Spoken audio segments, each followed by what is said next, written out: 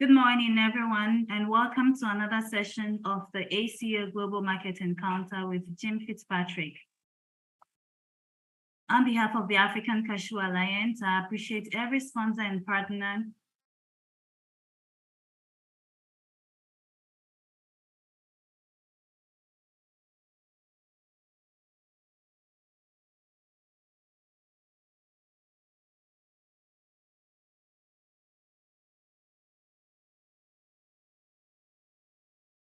is on need for.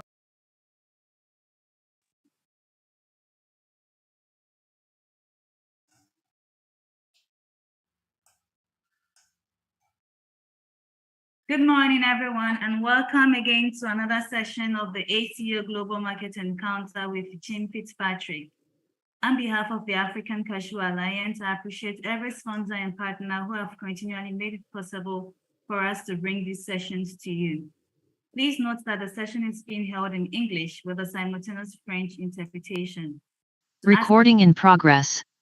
Kindly locate the globe icon on your screen, select a preferred language, and mute the original sound. Should you have any question or need for clarification as the presentation is ongoing, we kindly ask that you use the Q&A feature also located on your screen. And without wasting much time, join me welcome Jim. Jim, good morning. Good morning, Blessing. How are you? I'm doing well, Jim, and you? Yeah, all good, thanks. Good morning, or good afternoon, or even good evening. We had some very nice remarks from participants in Japan after the last session. I'd like to thank them for that. Today we're going to talk about our usual market update, and then we're going to focus on a subject that we haven't looked at for 2 years. In fact, it's back in early 2021 when we looked at the Indian market.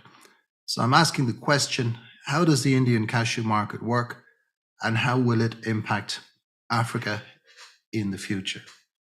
So let's move on and have a look at the markets. So first of all, we look at the market news in cashew kernels. There has been a little spike in activity over the past 2 weeks, but generally trade has been thin.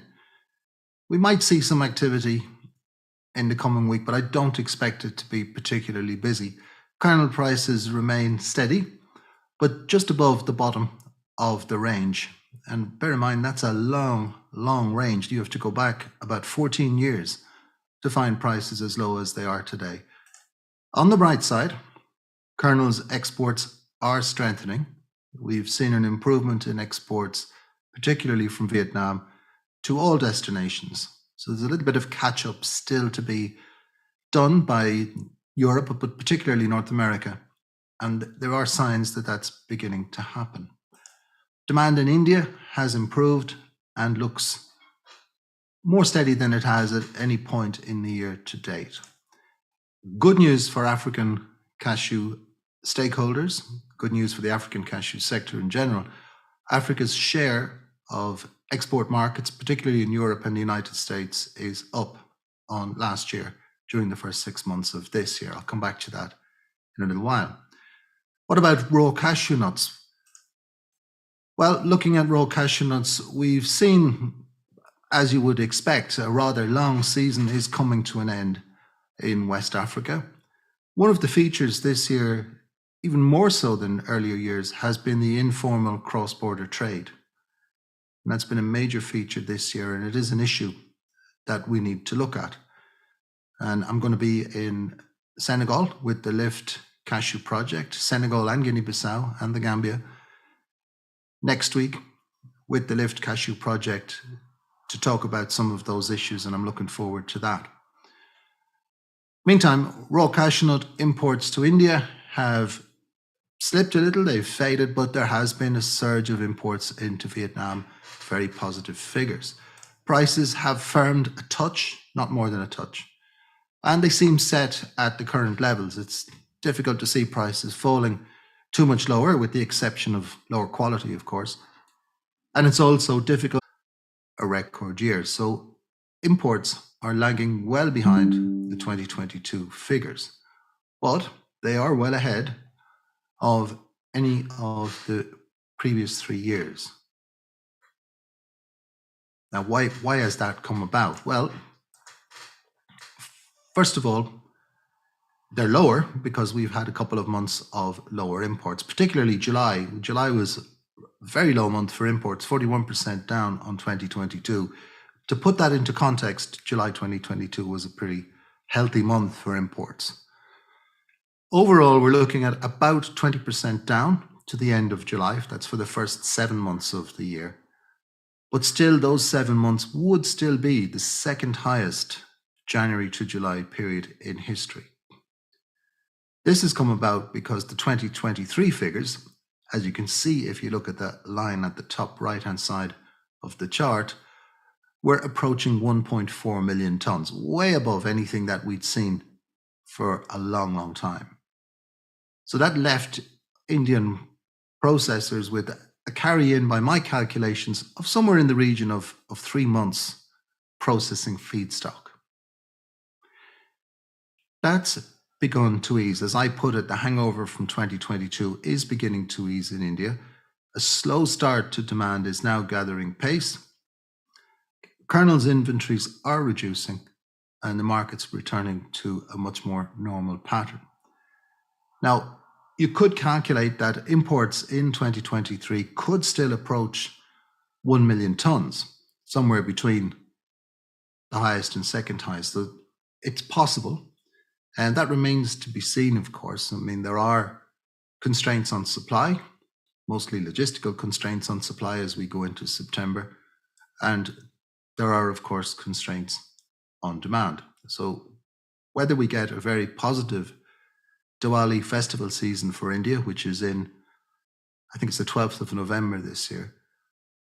If we get a very positive season, we might see imports approaching 1 million tons. Nonetheless, not a bad season, but compared to last year, of course, it looks poor. But it's not a fair measure to consider 2022 as the benchmark. Much more realistic to look at previous years as the benchmarks for comparison. Having a look at Vietnam, and again in Vietnam we see record July imports. That's just for the month of July. But if we look at the chart, again the bars represent cumulative monthly imports over the year to the first half of August in this case. And here we can see that, again, figures are way ahead of any previous year. So we're looking at record imports into Vietnam, 32% by the 15th of August, 32% ahead of last year. Already higher than imports to the year 2022 to November. So significant increase in Vietnam's imports, probably a significant stock of raw cashew nuts in Vietnam. Probably much of that is of lower quality material. So Vinacas has advised caution, and I think caution is probably the right word. Let's have a look at the overall raw cashew nut situation. We just take a spin around a few of the major countries, have a look at the situation quickly. So in Vietnam, imports, as I said, 32%. Vinacas advising to slow down buying. And that's perfectly understandable given low prices for kernels, but that should be tempered with the fact that kernels are moving. Exports are well up on last year. There is low quality material around, and buyers should be naturally cautious of that. If we look in India, we see a different situation due to the high carry-in. Imports in the first 7 months of the year are down 20% on 2022. Particularly weak imports in July. I'm not entirely sure why July should be so weak. And particularly interesting, we saw very high imports from Togo in July, more than probably 3 times the country's production. And that's something that I'll come back to later on as well. How is that coming about?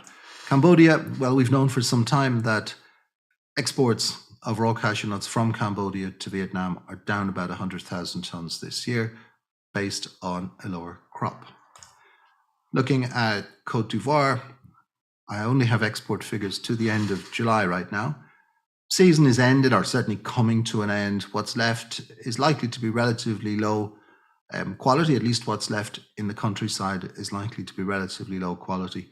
Something of a difficult season in Côte d'Ivoire. The numbers don't look too bad. I mean, in terms of exports, in terms of kernels exports, but if we consider prices at the farm gate, you couldn't say it was a great year from that point of view. If we look in Ghana, again, huge export numbers from Ghana, much more than the crop. High cross-border trade. So we have, as always, two types of trade into Ghana. We have the trade from landlocked countries to the north, from Burkina Faso and others, coming down through to use Ghanaian ports.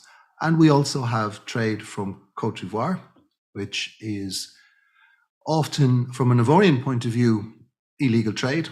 From a Ghanaian point of view, the import is not illegal. And there's a certain logic, I suppose, to certain parts of Côte d'Ivoire putting their product through Ghanaian ports, although there is a revenue loss to the government in that in most cases the export taxes are not paid. So this is again an example of informal trade, and also an example of a different view on that trade either side of a shared border. If we look in the area that's most active right now, Senegal, the Gambia, and Guinea-Bissau. Guinea-Bissau, the largest producer in that region, exports now somewhere just over 100,000 tons, I'm told.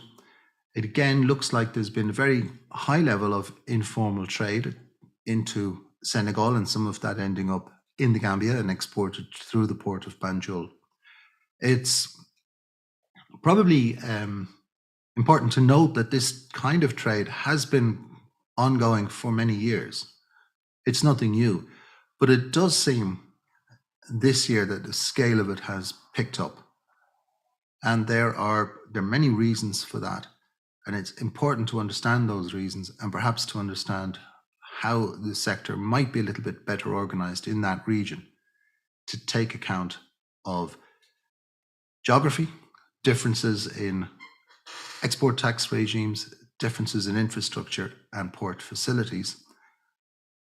We're talking about a region where some of the best cashew nuts in the world are grown, and a little bit different organization might make those more accessible to the market. Benin, I'm coming to Benin towards the end of this section on RCN situation. Normally by this time of year we'd have stopped talking about Benin. This season would be well over. But we had a later than usual season this year. The supply is now obviously thin. Prices are quite high for that material that's left. The new organization policy in the sector caused the season to be later. It was intended to stimulate processing and may well have done so, but the results appear to be mixed from a distance at least. And what we are seeing, or at least reported, and the mirror statistics, that is the statistics at the importing side, would bear this out. It does seem to be that there is significant cross-border trade. Whether that's constructive or destructive remains to be seen, but what we do know, it was not what was initially intended in policy changes, and that may well need to be looked at. That's the situation, with the exception of the new crops coming in the southern hemisphere. In the coming weeks, I'm going to have a detailed look at Tanzania and the Tanzanian crop. Today, I'll just briefly give you a quick rundown on the Brazilian situation. So Brazil this year, and Brazil has a very good forecasting mechanism for agricultural crops. And this year they're forecasting a crop of 126,000 tons for cashew nuts. Most of that grows in Ceará. All of it grows in northeastern Brazil. And as you can see, Brazilian production grew from, I think its peak was around about 450,000 tons. But since 2008-9, it's sloped away and appears to have reached a level where it will stabilize. There have been efforts to improve the crop. You can see last year there was a better crop. Back in 2018 there was a better crop, but in between crops have been relatively poor by the standards of past years. So no real change in Brazil, a little bit less available. That just means, in the big picture, it doesn't mean a huge amount, but in the picture of October to January, cashew availability, it will have a certain impact. Let's switch to kernels and looking at Vietnam. Vietnam is the major supplier of cashew kernels to the world, or the major processor at least. And you can see that month on month, and these are monthly figures, just on the one tariff heading. So this is the tariff heading for the natural cashew kernel. It doesn't include roasted or secondary processed cashews, which is a growing industry in Vietnam. But you can see July figures very positive, and in fact, every month of the year so far, with the exception of January, have been very positive. Exports up to mid-August, 13%, which is an excellent performance. And if we look just comparing first half of August with last year, same period, it was up 16%. That would possibly indicate that the export from Vietnam is improving. That may be an indicator that demand in Western countries has picked up a little. However, the overall increase in exports has been based on an increase in exports to Asian countries, to the Middle East, and to a lesser extent to Europe, which is up about 3.5%. Generally a healthy picture. It does make one wonder, how are cashew kernels prices so low? And that's a question that we have, as you know, if you're a regular attendee at these events, it's a question that we've been struggling with throughout this year. Good news for African processors. This is the European Union market. Import share of cashew kernels January to June 2023. June is the latest monthly figure we have from the European Union. So the increase now at 16% January to June, compared actually to full year 2022, which was just over 14%. So that is an increase on the year. And it also appears that the 16% is of a larger import. And we may well see that figure improve as the year goes on, as European imports are a little bit better this year certainly than the second half of last year. Where does that come from? Well, 71% of imports from Africa to the European Union are from Côte d'Ivoire. 12% are from Burkina Faso, and that's one or two processors in Burkina doing a good job. And just under 9% come from Ghana, which is primarily one factory. And it is good news. And the fact that if we leave Vietnam out of the picture, and you can see Vietnam supplies over 70% of European Union cashews. But if we put Vietnam to one side, African countries supplied more than all the other countries put together. And that's something that's been happening, taking place and building over a long period. Let's cross the Atlantic Ocean and have a look at the US situation. So the market share for African cashew kernels in the US market was improved in the first half of 2023. Let's call that 7.7% share compared to about 6% share same period last year. Now that will improve as the year goes on, you would expect, because imports from African countries are weighted toward the second half of the year, obviously with the season structured as it is, that's clear. So the figure we're looking for is just under 13% in 2022. So there has been a positive move forward. Now, we have to be careful with this number because in the past, we've seen a positive improvement followed by big trouble. We have seen some negative aspects to this overall improvement. For example, the share from Mozambique has collapsed in recent years. the share from Nigeria in 2023 has actually declined. So the growth is not evenly spread. And that is interesting. And perhaps what's also interesting is the fact that a lot of this trade is down to a few very large companies. And that may or may not be a good development model for the sector.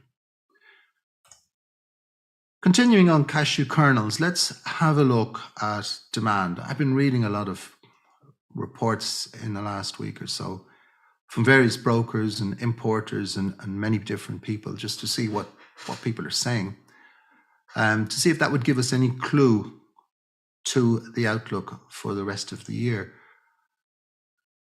A lot of people are saying that you could expect demand from the US or from the EU, but generally from Western markets for the Christmas season, for the busy season. Do not expect that.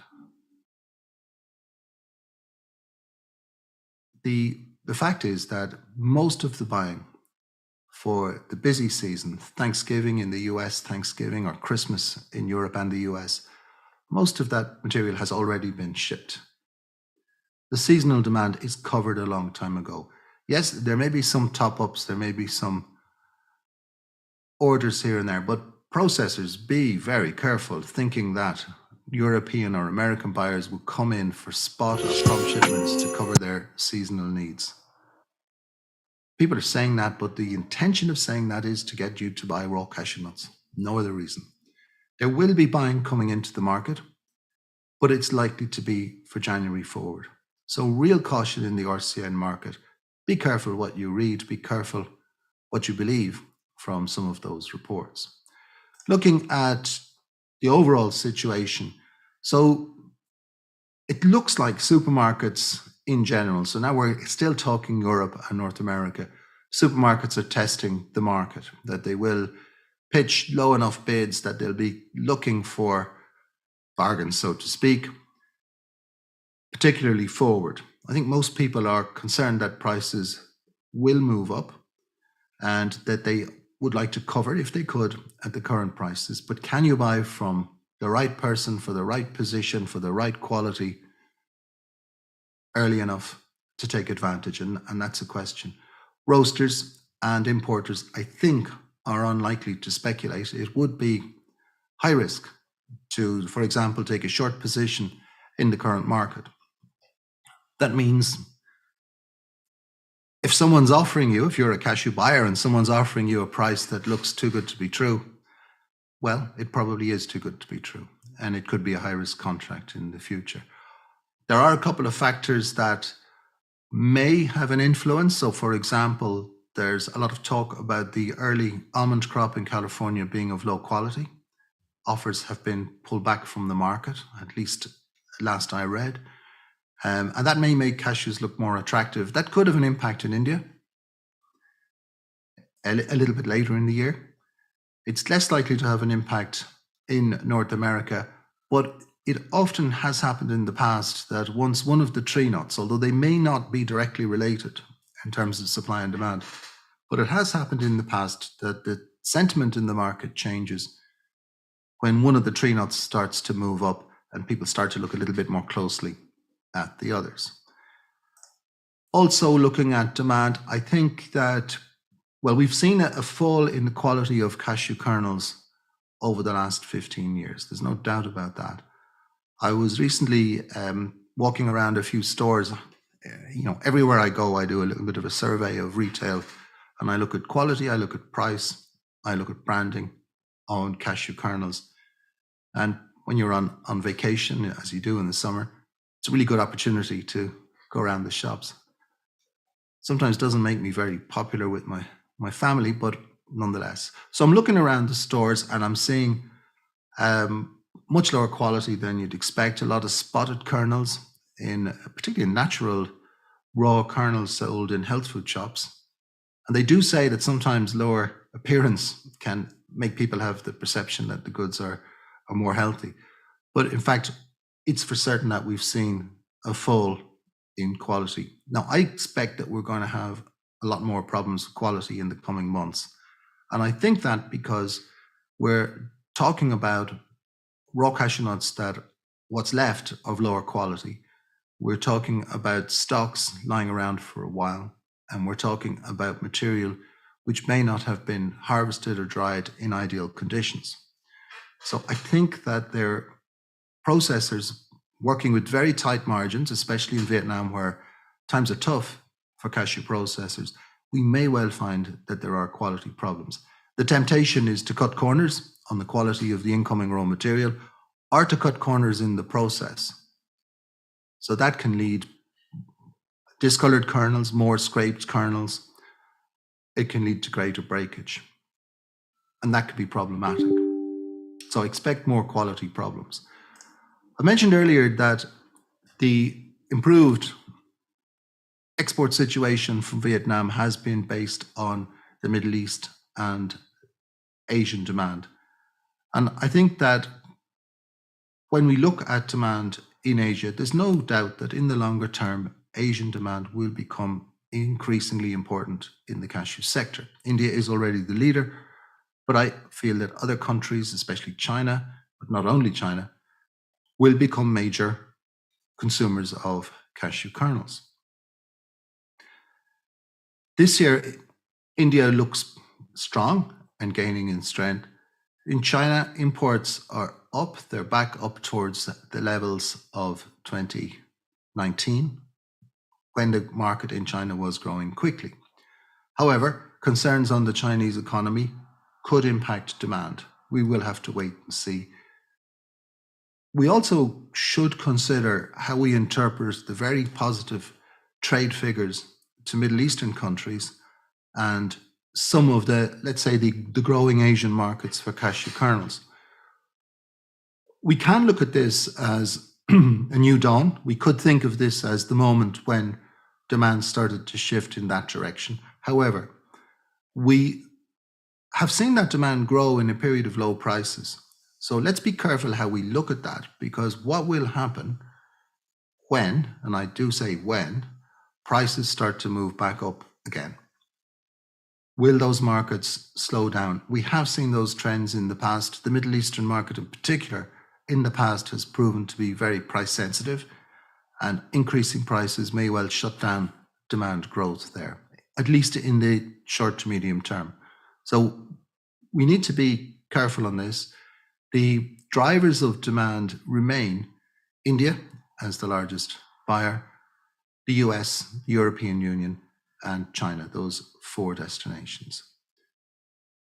Looking at raw cashew nuts, and frankly, not a lot has changed in my outlook for raw cashew nuts over the past 2 weeks. Vietnam remains well bought. Vietnam appears to talk about a slowdown in export demand, but we haven't seen that so far. Indian buying, as I said, July was very poor. It may well pick up if the Diwali season is going well, and it appears to be going well. Other nuts up to now were pretty well priced, question mark over almonds, although it may be too late for that to make any difference. In West Africa, I suspect that the closing stocks, following a reasonably good crop, may be lower than we might have expected when we looked at this back early in the season in March.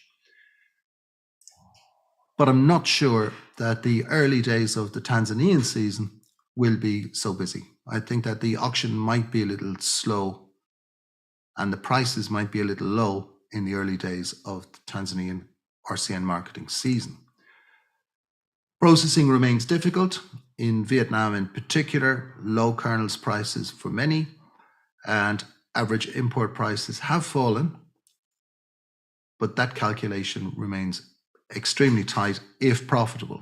And again, further rationalization in Vietnam should not be ruled out in the short term as well as in the medium term. So based on market prices overall,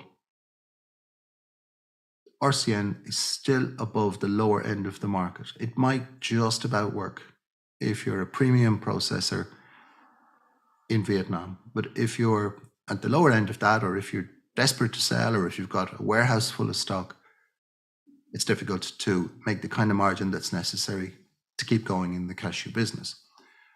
Might be a little bit different in African countries where access to local raw cashew nuts during the season is much easier, where you have traceable supply chains, well-developed supply chains for some, and those buyers may well look much better shape than their competitors in Vietnam, or at least some of their competitors in Vietnam. So that's an overview of the market. Not a huge amount of volatility, not a great deal of change since we chatted 2 weeks ago. But nonetheless, as we come into September, although I'm not expecting a great deal of change, it does need to be watched carefully. There are a number of things that can change the picture in the coming months, but I don't think one of those things is a huge surge in spot or prompt demand. So be careful what you believe when you read some of those market reports out there. So I'm going to have a look at India, and I'm going to have a look at the relationship between India and Africa. So I'm going to have a look at the way the market works and how that market can impact African cashews in the future. Let's first of all have a look at the two land masses. So just to give an idea of the size of the landmass of India compared to Africa, we need to put a little bit of context on our conversation. And then to put a little bit of further context, let's just do a quick comparison of the two areas. I'm actually, to be honest, not comfortable talking about Africa because it's so diverse, especially in the cashew sector. And I would rather talk about individual countries. But at least for the purpose of this comparison, we'll talk about the continent, the cashew continent of Africa. We're talking 54 different countries versus one country made up of 28 states. Populations, roughly the same. Economies, very different. India is the 5th largest economy in the world, but still has relatively low per capita income. Cashew production in Africa, around about 54% of the world's cashews in 2023, over 2 million tons. India, much lower. Over recent years, around 750,000 tons, a little higher, a little lower, but thereabouts. When it comes to consumption, reverse that figure. Africa consumes less than 1% of the world's cashews. India consumes about 35%. Processing too, Africa, I'm saying 200 to 300,000 tons based on 2022. Could be a little more, could be a little less.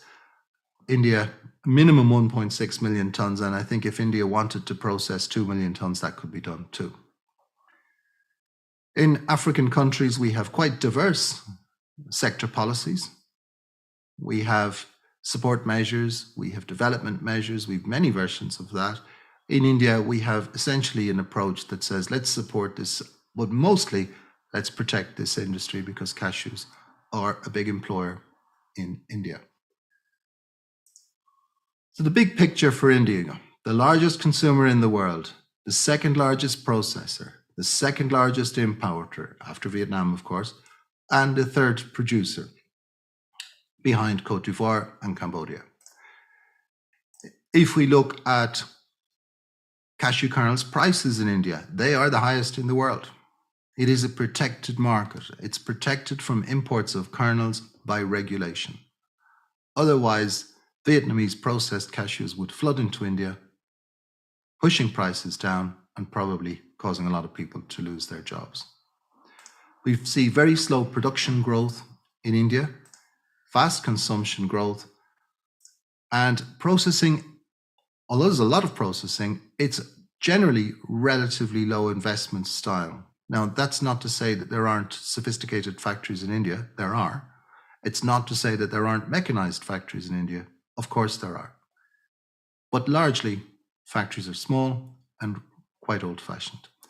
The technology in India is developing, and there is some terrific technology available in India that can be used in cashew processing. But perhaps India was a little bit slower to develop things like shelling machines and peeling machines than the Vietnamese have been. So we look at the different sectors. We look at production, we look at consumption, we look at imports, and we'll have a look at the future. So if we look at production, first of all, as you can see in the chart, relatively low growth. About 1.3% growth in production over the past 10 years. Why is that? Well, although cashew production in India is very old, it's still relatively low density.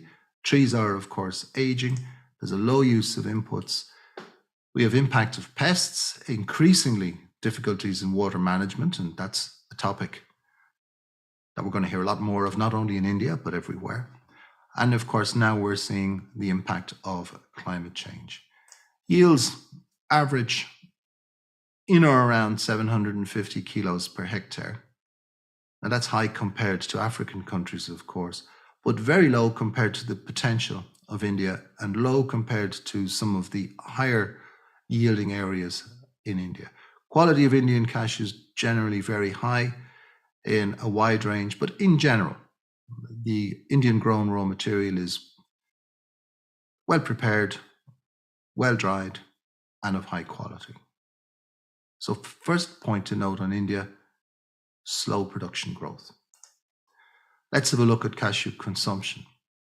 So here is annual cashew consumption. Now, there's no definitive statistical figure on this, so this is a calculated number, taking the things we know and applying some estimates to those. And this is the way everyone has to do it for the time being.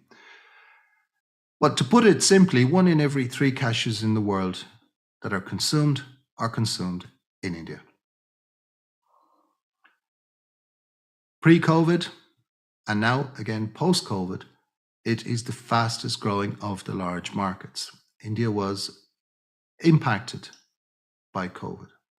If we look at the growth over this period to 2019, we're looking at 5% annual growth. If we look back in the period ending 2016, we were looking at 7% annual growth over 10 years. But at 5%, that's about 70,000 tons additional raw cashew nuts needed every year. This starts to multiply very quickly. If we look at the global picture and compare India to it, you can see just how far ahead. So over the years since 2010, I've put in China, the European Union, the United States, and India.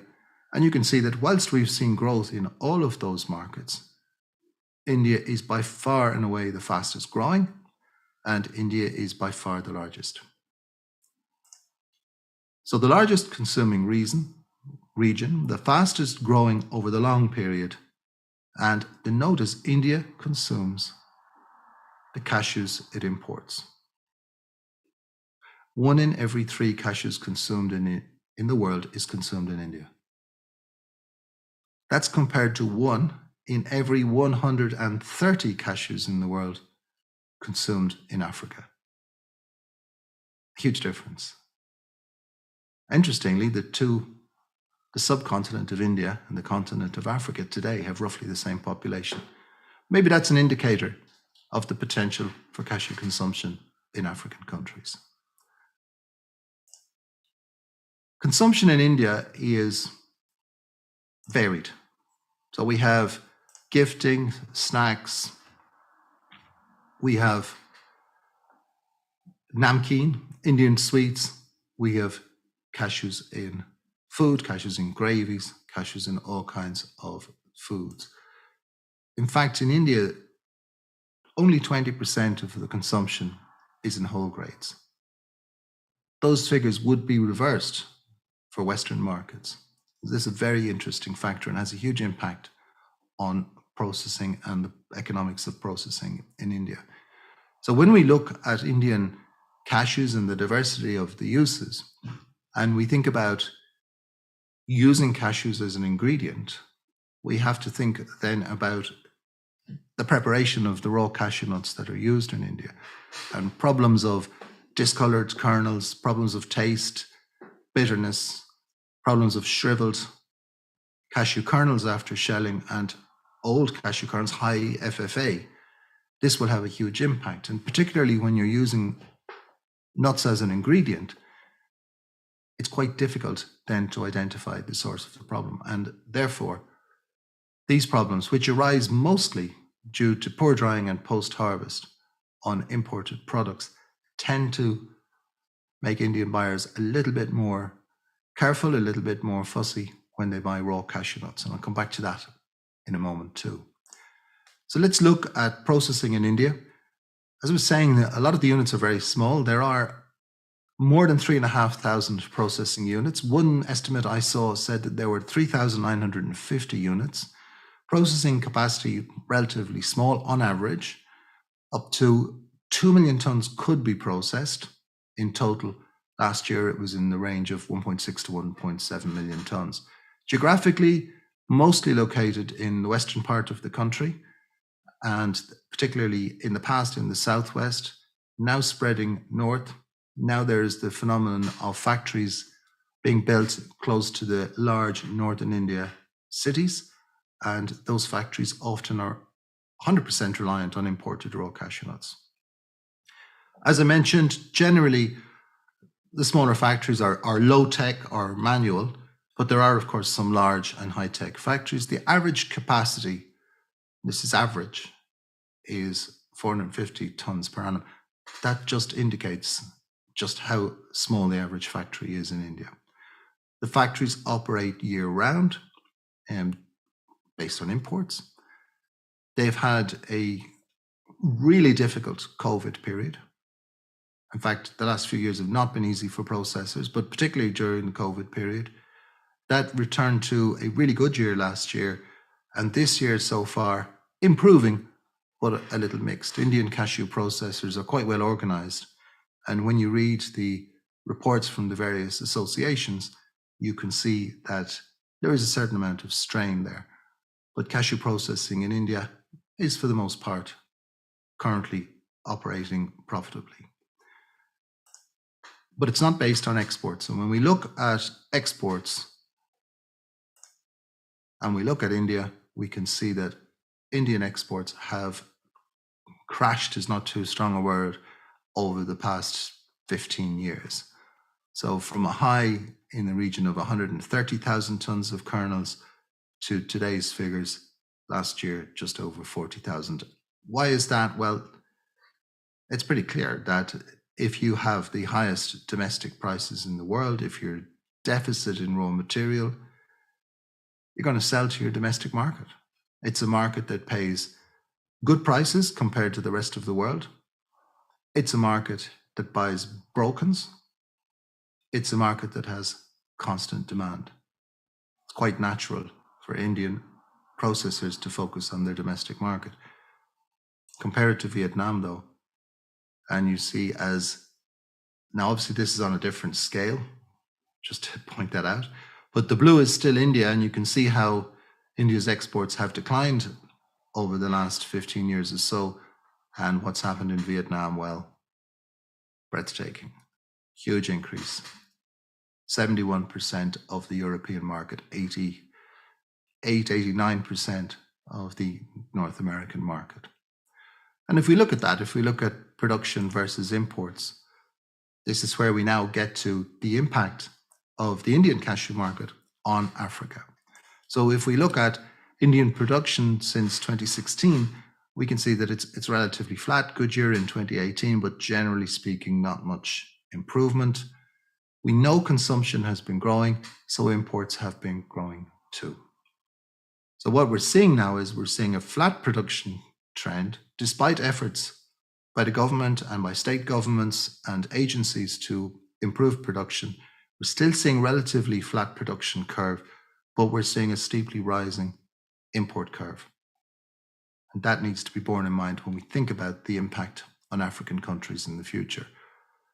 It's also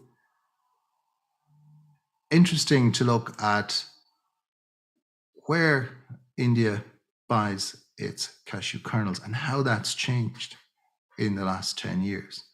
And although it's probably fair to say that Africa grows the cashews, India eats them in a general picture, it's not all African countries that have benefited. So the supply from Côte d'Ivoire, for example, has declined fairly dramatically in the last 10 years.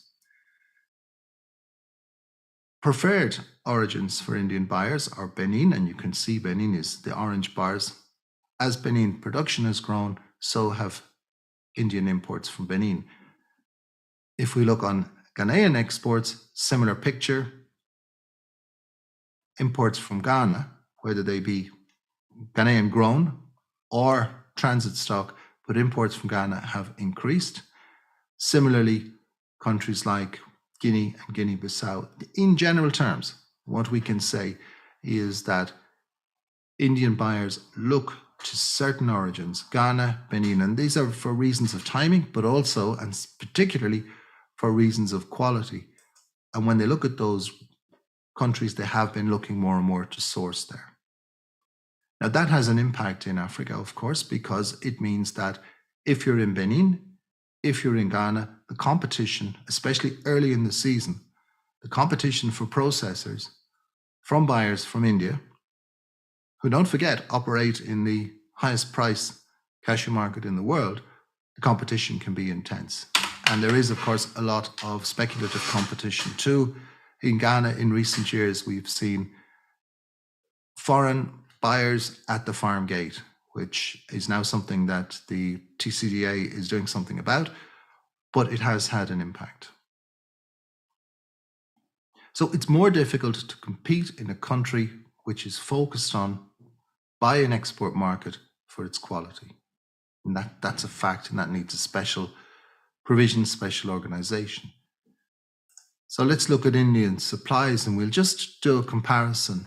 So we're looking at, I took 2021 and I took 2014, and we just looked at the percentage of imports. So you can see that Côte d'Ivoire has fallen from just under 38% to 13%. Benin has gone from 14 to 25%. Ghana, 7 to 17. Tanzania, smaller increase. In fact, Tanzania is a decrease. Guinea-Bissau, a small decrease. Definitely a focus on certain origins from Indian buyers. So quality of raw cashew nuts is especially important from India. And that's reflected in the prices that Indian buyers pay. So these are just the average prices that were paid over the course of the season. Of course, they're not representative of the market. They are representative of a general trend. So we took 2021 as a snapshot. And interestingly, you can see quality. Now, the one thing about taking a single year snapshot is that it's going to be influenced by the trend in the market within that year. And as the market was rising in the course of that year, some of the later harvesting areas saw higher prices. But in general, it follows quality. And you can see that the highest is Indonesia, but the highest African average price is Guinea-Bissau, late in the season, high yielding, liked by Indian processors. And Côte d'Ivoire in this top 10 is the lowest. The quality is perceived as lower, although I know it has improved, and it's less attractive for Indian buyers, and therefore more of the product goes to Vietnam. So if we try and project this, so now this is a quick projection. This was specifically done for this webinar. So this is not, it is based on many years of researching and doing similar projections, but this is not an in-depth projection. Let's have a quick look. So what we're looking at is we're looking at the three areas: consumption, production, and imports of RCN, all in raw cashew nut tons. And we're looking at the picture back to 2009 and the picture forward to 2023. The projection is based on simply the growth rates over the last 5 years or so. So when we look at that, we see that consumption is strongly trending upwards, and I'd be surprised if anyone would disagree with that. They're certainly not disagreeing with the direction, possibly with the speed of the increase. It will, of course, also depend on the condition of the Indian economy as years go on, but the long-term forecast for India is that it continues and grows as an economic powerhouse. If we look at production, unless something dramatic happens, production trend remains quite flat. And this is producing and growing cashews. It's not something that changes overnight. We have seen fairly rapid change in Cambodia, but that was something that took place over 5 years. So if you started today to revolutionize cashew production in India, you wouldn't see the results for about 5 years. And that would mean that import need would progress upwards like this. Now, the dotted line marks the barrier between actual, up to 2022, and projected beyond that. The spike in 2022, well, that's my own interpretation. I'm saying that 2022 at 1.4 million tons was actually more or less a spike in imports, and that will return to the normal trend. And I think there's evidence of that in so much as that we've seen a high carry-in of stock, and we've seen that has caused imports this year to take off relatively slowly. So looking at that, what we're seeing is that this gap starts to widen as we project it forward. Now, the trend does not take into account the COVID period. I based the trend on the calculated growth rates up to 2019 because I felt that COVID is an extraordinary period and it shouldn't be included when we project forward. If we included COVID in here, this would be a little bit flatter. Point is, whatever way you look at it, this gap is growing. More and more tons are needed because production is not growing. And production in the next 5 years cannot grow. Production in the next 10 years cannot grow enough to meet the need. So from an African point of view, it's almost certain that India needs more raw cashew nuts in the coming years. On the other hand, we could say, so why don't we just sell cashew kernels to India? Why don't we just build all of our processing plants and sell cashew kernels? Unfortunately, although if you're an Indian processor or someone works in an Indian processing factory, you would say, fortunately, India imports less than 1% of its needs. Now, it's probably a little bit more than that because there probably is some illegal trade. It's cashews coming in disguised as other products, no doubt about that. In any market where you see high levels of import duties, you tend to get a certain amount of smuggling. And that's what you're seeing. But if you look at and take note of the scale here, the top end of the scale is 8,000 tons. Pretty low numbers, and the imports are here, less than 3,000 tons. They undulate a little bit, but it's not any big numbers. The government of India is protecting jobs in India. That is their policy. They do it in other sectors too. And they have an effective ban on the imports of kernels. It may be expressed as very high import duty rates, but it effectively bans the import of kernels. Only in the case where the world kernel market went extremely high would India possibly open up to imports of cashew kernels. So we're not going to see large volumes of cashew kernels pour into India in the current situation, and there is no indication that that might change. So what does all of this mean for Africa? Well, it looks like demand for raw cashew nuts will grow. It looks like that will mean, at least as far as India is concerned, an opportunity for higher quality raw cashew nuts, and that will have an impact on processors in West African countries. Indian RCN buyers will continue to compete with African processors. So this means that African processors need to identify what makes them competitive. They're looking at a different market. They're probably, if you're in West Africa, you're probably looking at Europe or North America as your target markets. You probably should be. In India, you're looking at your domestic market as the target market.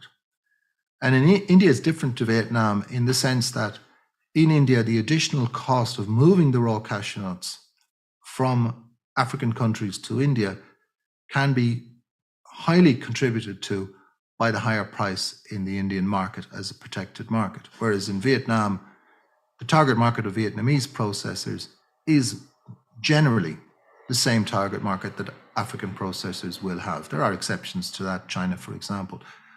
So it's a different kind of competition.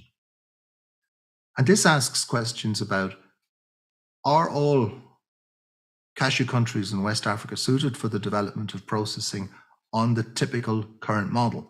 Or do they need to work in some other model to make them competitive? Or do they need to ban the export of RCN? But that's high risk, as we've seen. Where it's been done, it's caused major problems. So this relationship with India, and particularly the difference in the type of relationship between the African market as the grower and processor, and the Indian market as a grower, but also a huge importer of raw cashew nuts and a consumer, is very different to the relationship with Vietnam. India consumes most of the cashews it imports. Vietnam re-exports most of the kernels that are produced from the African cashews imported. So it's important to understand those differences when we look at the long-term future, and also when we look at the raw cashew nut market on a year-to-year basis. On the other hand, looking at the development of demand in India, it's pretty clear that India, 35% of the world market, that the supply-demand balance will eventually swing back toward a deficit. Even though we're today looking at a surplus due to the fast increase of Cambodian production, as we go on toward 2030, it's likely to swing back toward a deficit situation. Now, that also depends on continued growth in other markets, but it's pretty likely that those markets will return to growth in the coming years. It would mean there is an opportunity to negotiate with India. There may be an opportunity to negotiate some concessions for African cashew kernels in the Indian market, as African suppliers, countries like Ghana, Cote d'Ivoire, Benin, are major suppliers of raw cashew nuts to India. So the relationship between African cashew countries and India is complex. It's largely positive, but it is also dynamic. And it needs to be well understood in order to understand the dynamics of the relationship between the export of raw cashew nuts and the processing of cashew kernels in any African country, especially in those countries which are more interesting in terms of their quality to Indian buyers. So thanks very much. That's a quick look at India and a quick look at today's market. So let me pass you back to Blessing, and we'll see if there are any questions in hand. Blessing. Thank you very much, Jim. We do have some questions, and we also would like to invite participants. If you have any question, please use the Q&A feature, and we are just about addressing them all. So Jim, the first question is, what is the current RCN stocks left with Vietnam? Bonded warehouses, traders, processors, all combined together. What's the current stock? Was that the question? Yes, that's correct. RCN stocks. It's impossible to answer that question accurately. I think that there's stock that's sold, there's stock that's in transit, and there's stock that's lying for some time. Generally speaking, you'd be thinking about somewhere in the region of 80 to 100,000 tons, and that's probably right in the current period, but not to be interpreted as a surplus. This is product, part of it's working its way through, part is sold, part is waiting for buyers to come to market. I'm not including sold product that hasn't yet been picked up in that figure.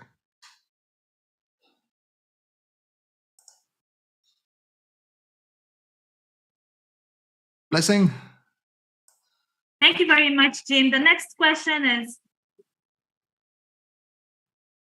why are most processing factories do not survive in Ghana and Cote d'Ivoire? Okay, have you got it? About 4 hours. Of course, it's a great question. I think if we look at Ghana, the factories there were established at a time when technology was going through something of a major change. That's one aspect, and some of the factories were equipped and at a scale that made it difficult for them to survive. I think, secondly, there is significant competition for raw material in Ghana during the early part of the season. We had Foster Boateng with us last time, and Foster was telling us how prices had risen in the course of the season. That makes it difficult for processors. So although I would say Ghana is a great candidate for the development of processing, and I expect to see that happen, the situation over the last 10 years has not been particularly positive in Ghana, and we have seen many smaller processing factories fail, but there is a notable exception to that, a large factory doing very well as Uzibat. In Cote d'Ivoire, I think that the situation is that there are many successful factories. There are obviously many factories, but many factories are also struggling. Some of those were set up based on subsidies and possibly neglected good management and good marketing because they were taking advantage of the subsidies. Others, I think, have struggled with finance. You are most certainly, after a boom in processing development, you're most certainly likely to get something of a rationalization, and that is likely to happen in Cote d'Ivoire, and I think some of the factories are struggling. But on the other hand, I think there is significant investment by the government, by some of the processors associations, in training managers, in training people to operate those factories. Overall, if I were to point to one particular issue, for me, and others will disagree, of course, but for me, the key issue is the real lack of good marketing, good cashew-specific marketing in the build-up of processing in Cote d'Ivoire. And I think, unfortunately, a lot of well-intentioned projects with the idea of simulating marketing repeated the same mistakes that have been done over and over again, thinking that cashews were just another generic commodity to be marketed. I'm not saying, and I don't think the question implies, at least I hope it doesn't imply, that cashew processing in Cote d'Ivoire is a failure. It's not. It's a huge success, but it needs to improve and rationalize into the future. Blessing. Thank you very much, Jim. And the next question is, could you please share your opinion about the Tanzanian crop? That's the first question. Maybe we take them in one after the other, or from one participant. So maybe after your response on this, your opinion about the Tanzania crop. The latest information I have is that the crop looks well. There were some hiccups in the supply of inputs, which is critical in Tanzania, but overall the crop is good. Estimates are definitely exaggerated. I would expect a better crop than last year, but we're not looking at some of the figures being thrown around, some very high numbers. I'm not going to mention them being thrown around. Expect a better crop than last year, in short. Considering the West African crop, where we have a decline in quality, according to the participants, will this pattern also reflect on the Tanzania crop? No, I don't think so. And that there is different factors that play. The relationship between the two in terms of quality would be not really proven. And then the last question from the participant: how are the demands for the Tanzania crop from India and Vietnam buyers? Well, I think that the demand in a market where kernels prices are low, where the stocks at destination are adequate, the demand initially will be relatively slow. That's my opinion. There is certainly always demand, particularly in India, for high quality raw cashew nuts. So later it might catch up, but I'm feeling that there'll be a slow start to the auction. People will test the market. There is raw cashew nuts available at lower prices, albeit that they may be inferior quality to Tanzanian material. But sometimes when markets are under pressure, that doesn't matter so much, and people take a chance on lower quality, lower price. I think I think this could be a tricky season, at least a tricky start to the season in Tanzania. On the bright side, there's more signs of the development of processing in Tanzania. We may not see the full impact of that this year, but the fact that processors can buy directly from AMCOs makes a huge change. Blessing. Thank you, Jim. And is there any specific reason for the auction delay and low price in Tanzania? I'm not saying there's a delay in the auction. I'm saying that there'll be a slow uptake by buyers. And it's simply the lack of, as I was explaining it, it's simply a cautious approach or a lack of demand in the initial stages of the season. Thank you very much, Jim. And the next question is, what is the reason behind the fact that India is the number one world consumer of cashew, but production is static? Instead, they decide to meet their market demand through imports. Well, I think there's a number of challenges in India. I think in the course of the presentation, let me go back and just show that slide again. So we have seen a number of challenges for producers in India. These issues: low density planting, aging trees, low use of inputs, pests, water management, and climate change. All of those factors have made life more difficult for those who'd like to increase cashew production in India. I think the other factors are that Indian farmers are generally good farmers, they know what they're doing, and when they look at other products, they may see better products to grow, more profitable products to grow, let's say. So that overall, although we have seen an increase in the area planted in India, we haven't yet seen the increase in production. Now, this 1.3% may lift to 2%, but that's not going to do the trick. So if you've got cheap imports available as a processor or as a consumer, if those imports are usable and if they make sense, you're going to continue to rely on them. There's no question about it. And from a point of view of simply business point of view, it's the logical thing to do. It's cheaper, it's easier, it's more accessible to import raw cashew nuts into India than it would be to develop additional production.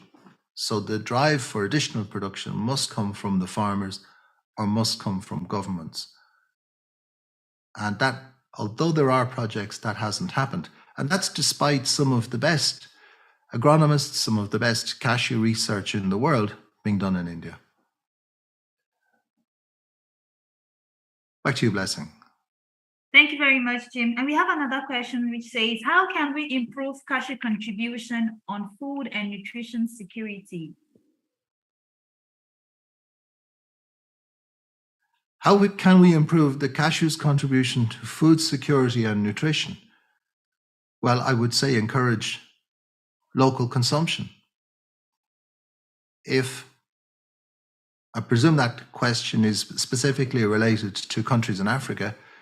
If African consumers, if they develop the habit of consuming cashews, which research shows us are good for you, are healthy, are offering a source of nutrition, but we would have to have products that are accessible, well priced, of the right type of products that will be attractive to consumers, and we have to continue to educate consumers in the benefits of consuming cashew nuts. It seems remarkable that the country or the region that grows 54% of the world's cashews consumes less than 1%. That does seem remarkable. And although many governments and also development agencies have considered the ideas of stimulating domestic consumption, it so far hasn't worked.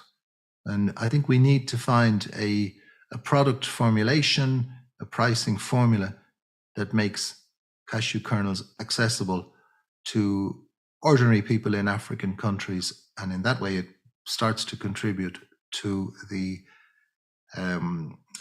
nutrition profile and indeed in the longer term to the health of people in those countries. And maybe one of the solutions would be to look at more localized business solutions.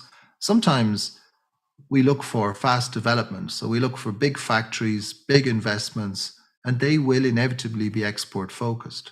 But perhaps the parallel thread to that would be small local factories that would be supplying local markets at competitive prices and offering products that would be to the taste of local people, and they will consume them in that case. Blessing.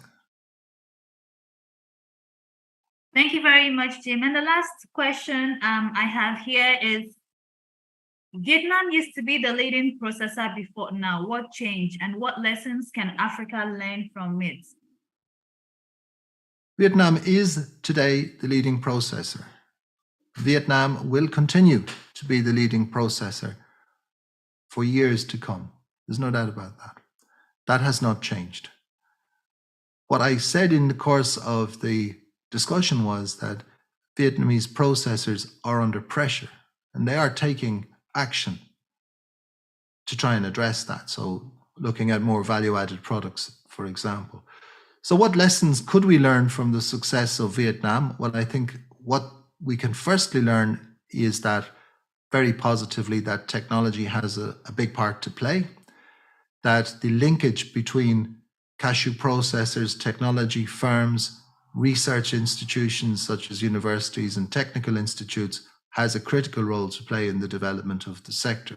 Secondly, we can learn that the excellence in management and the training of managers is essential for successful cashew processing. These are really positive things that we can learn from Vietnam's success.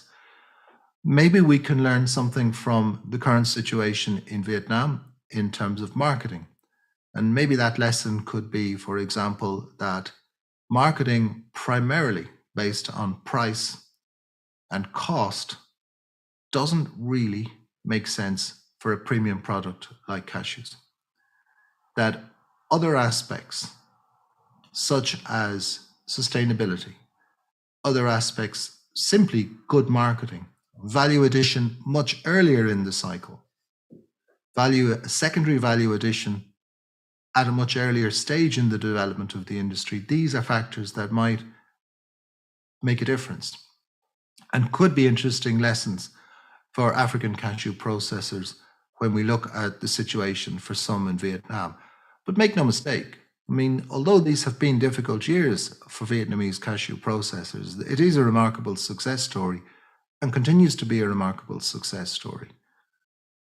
We can also say that that success is built on the supply of cashew nuts from Africa and the work of African farmers in producing those cashew nuts. That too is a fact. So there's a lot to learn from Vietnam technically, and probably not so much in the marketing side. Marketing is different today. What people are looking for in their products is different. And I think one of the key factors would be to develop marketing methodologies and marketing approach and branding approach that's not simply based on lower cost, but is based on long-term trends and what consumers are looking for. So there's positives in Vietnam, and there are some negatives that the African sector can learn from. Back to you, Blessing. Thank you very much, Jim. We have a participant who is interested in the Liberian cashew sector. Are there any updates that we could possibly share? I understand that the production in Liberia is growing, that it's still quite small. I would say, you know, for me, if I was looking at any new entrant, I would be talking about trying to improve and produce the highest quality cashew nuts that I could. If I was working in a small sector, in a small country that necessarily will be a relatively small exporter, I'd consider establishing high value processes. I'd consider establishing a brand, and I would look at developing local brands, and both for export and domestic, as early as possible. It has been the case in the cashew sector over the years that most emphasis was placed on increasing production and yields, because those were the things that impacted farmers and rightly so. But that does lead to a position of volatility where we can grow and we can produce and we can increase, but we also need to sell, and we also need to sell in the best possible way, so that when it comes to the situation where production has increased, what are we going to do with it? Are we just going to load it on ships and send it to India or Vietnam for processing, or have we got something else in mind? And I would say for a country starting out in the cashews, consider that fact and consider looking to maybe specialized brands, maybe something like organic production, but specialized areas, not necessarily organic, but it could be organic. And these might pay dividends in the longer term. It's a tough market and it is a volatile market. So it needs to be taken carefully and it needs to be planned well. Back to you, Blessing. Thank you very much, Jim. I know you did mention about the special market workshop that will take place in 2 weeks at the 17th ACA Annual Cashew Conference. But before that, what are the things that we should be looking out for from now till next 2 Wednesdays? I would say keep an eye on buying interest from the US. If you see US buyers coming in, probably for forward positions, it might be an indication that their market is improving. There's definitely a sense that there will be some promotions in the US market, and promotions in the US will stimulate demand, but I don't expect to see the full impact of that until next year. So I'd be keeping an eye on that. I'd keep an eye on the RCN market. I don't expect too much to change, but at the same time, it's at a level that is asking a lot of questions. Can it be sustained? What are the qualities? Someone asked that great question. What are the stocks lying in Vietnam? And I specifically focus on unsold or in transit. What are the stocks or contracts that are in trouble right now? And that will have an influence. That I would say is it for now. I don't think this is going to be a particularly volatile period. I think when the market recovers, it in terms of the kernels market, it will recover steadily rather than dramatically. Now, if we want to mention at the conference, if I may, Blessing, we're going to do a workshop, I believe, on the second day of the conference, and we're going to talk about cashews, and everyone who chooses to attend, and everyone is welcome to attend, we're going to talk about cashews in general, and we're going to do that around the idea of what is the vision for the African cashew sector across all countries in the coming years.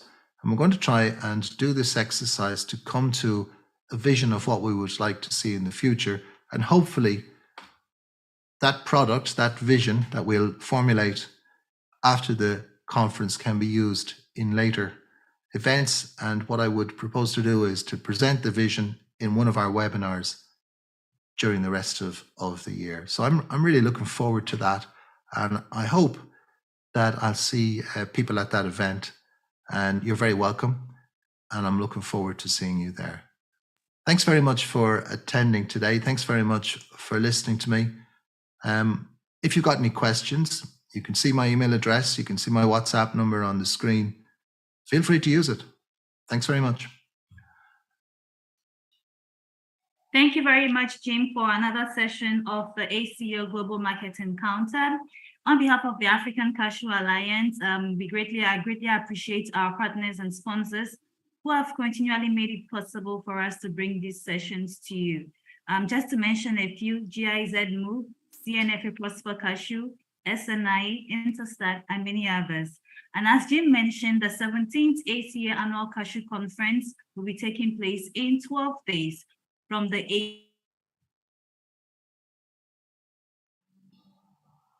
8th Senegal. Whilst early bird registration might have ended, we still entreat you all to register.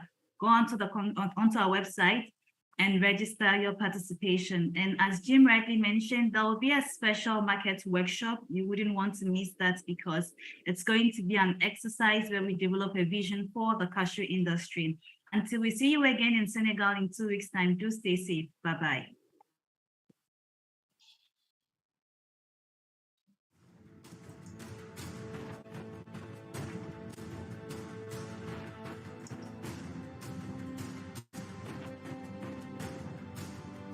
Recording stopped.